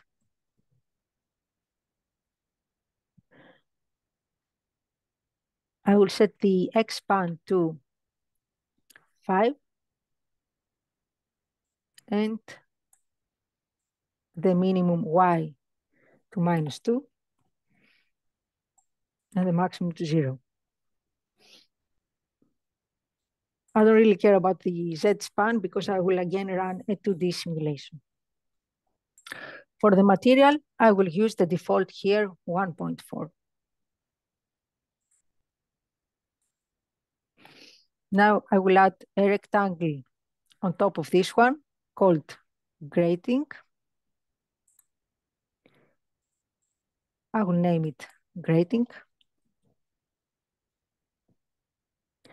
And I will use an X-span of 1.7 micrometers. For the Y min, I will use 0. And for the Y max, I will use 0.8. For the material here, I will use silica.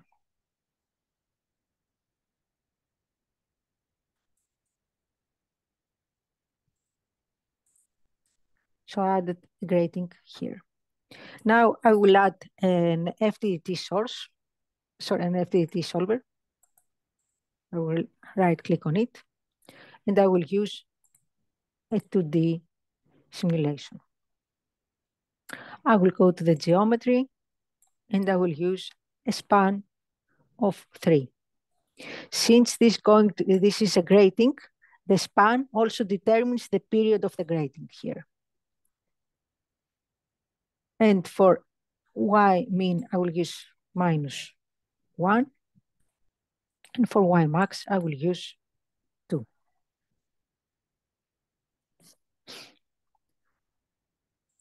We can go here, we can increase a little bit the mesh accuracy. Let's say up to 4. And for the boundary conditions, we are going to use block periodic boundary conditions, since this is a periodic structure. We'll click on apply. Okay, here you can see that we have the periodic boundaries. We are going now to add a plane wave source.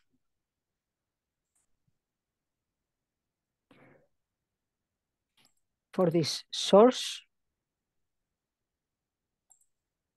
we will use a direction of backward, so it will go from top to bottom. And an incident theta angle of 20 degrees. The X span will be 3, the same as the span of the FDT. And the position of the source will be on top of the grating, so I'm going to use 1.2 micrometers here. For the wavelength range, I will use the default from 0.4 up to 0.7.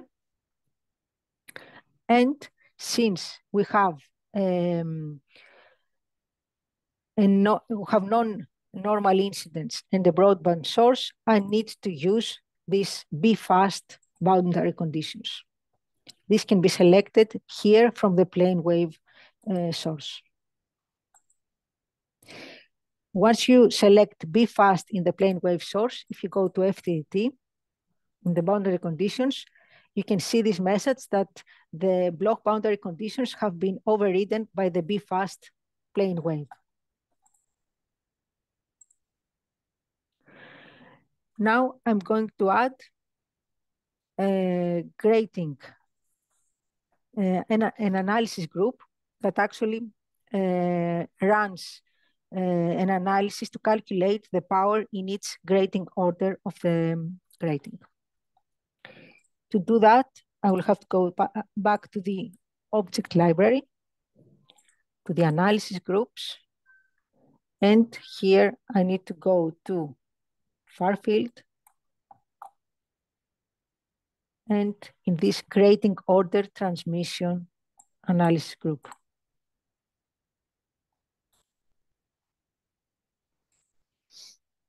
Okay. I will have 2 such groups, one for reflection and one for transmission. since I'm running a 2D simulation, this one will be normal to y-axis because now the propagation direction of the source is the y-axis. And we're going to use an X span of 6. Let's make it large enough, larger than the FDT span. For 0 span, we can set it to 0 because we don't we don't want it to have any span on this on the y-axis. And we're going to place this one above the source. So we are going to place this one in 2 micrometers. So if I click on apply, it should go above the source. Here, the top. Okay. Sorry, let's name it also grating R because we will have the other one for the transmission too. Okay, I will duplicate this one. And I'm going to rename it to grating T for the transmission. And now I will put this one at the bottom here. So I will put it to y equal to -1 micrometer.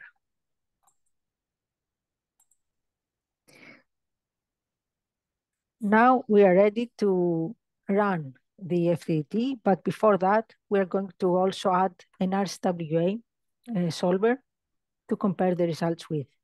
Here you can see that for a grating, you need to add FDT, source, and analysis groups. You also need to define boundary conditions, and this is not that easy to build. While if we use RSWA for this case, we can go to RSWA, set the propagation axis again to Y, backward to D, go to the geometry, set again the X span equal to 3, because again, this identifies also, this will be the period that is going to be used for the grating. And again, for the X, we're going to use the same values. For the Y, sorry, we're going to use the same values as we did in FDT. So minimum will be -1 and maximum will be 2. Again, we have to identify which are the interfaces. So we have one interface here and one interface here.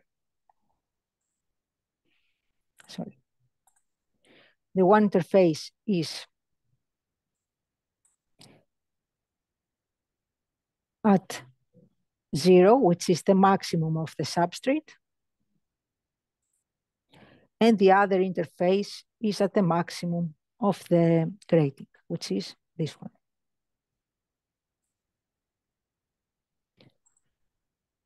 We'll go now to the excitation tab, and we are going to use the same wavelength range as in FDT. We will also use the same incident angle, theta equal to 20. And let's increase a little bit the number of frequency points, let's say 50. And we'll use wavelength spacing.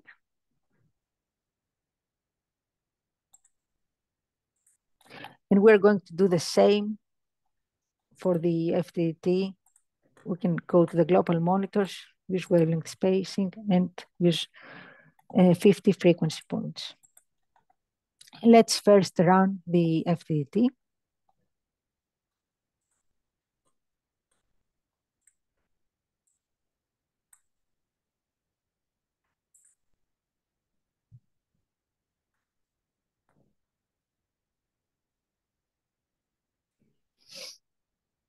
And now we can go to this analysis groups, run.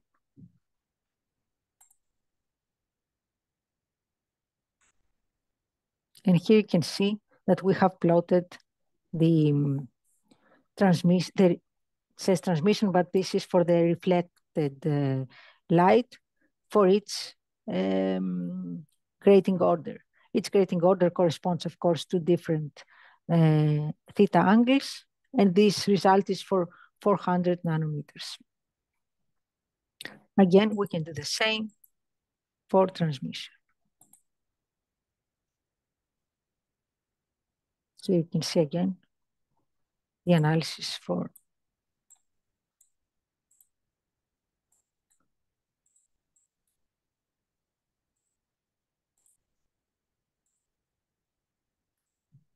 okay. Let's keep only this one. This one is for reflection and this one is for transmission. And now we can run the RSWA.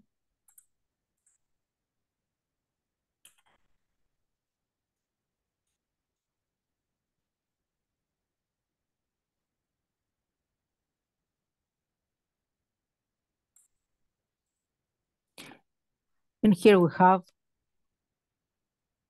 sorry, to have the power in its grating order, we need to also select these two results, or one of them. Actually, this one is better, the report grating power.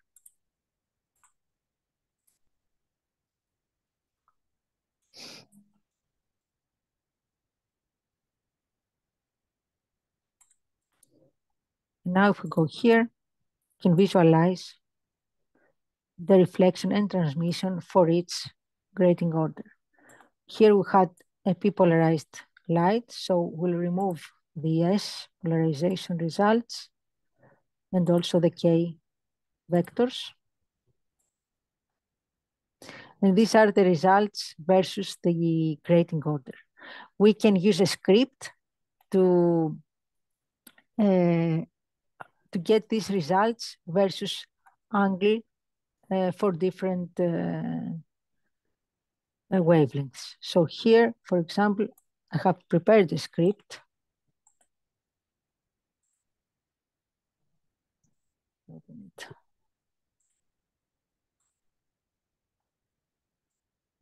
Okay. So if I run this one, we can see, for example, the transmission from RSWA versus angle. And we can compare it with the FDT results. And as you can see, the results are quite close. You can see the dots here. This is from FDT, and this is from RSWA. I think we can stop. I had also prepared one example. It's an online example that we have for a blazed grating, but it's basically the same thing as we did here with FDT. But instead of using this simple grating with this substrate and this grating, you can add a blazed grating from here. If you go to the object library, there is a subgroup named gratings. And you can see here there is one named blaze grating. But I can shortly, since we have a few minutes, I can show you how you can use these structure groups. I'm not going to run the simulation. So if you go here, if you go to this grating, place grating, insert the place grating in the model tree. And here you can see how a structure group looks like. So if you click on it, you can see that it has different properties.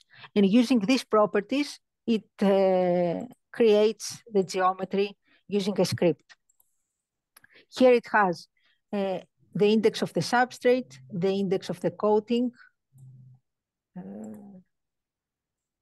Let me zoom in to show you how the grating looks like. Okay.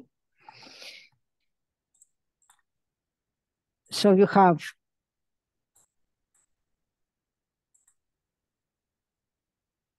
the index of the substrate, index of the coating, material of the substrate or material of the coating.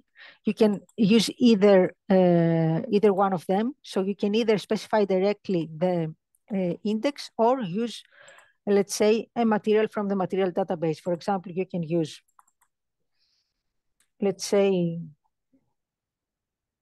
silicon for the substrate and silica for the coating. I use this one because they have different colors from the material database, just to show you how it looks like. So here you can see that silicon is the red one and silica is the coating, which is the gray one. You can change, you can specify if you want to add coating or not, because you can, if you put this one to 0, you will have no coating here.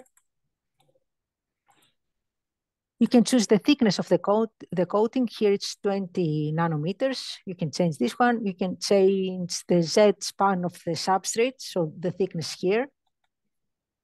The theta of the grating. So if you say, let's say 50 degrees, you see that it's changed.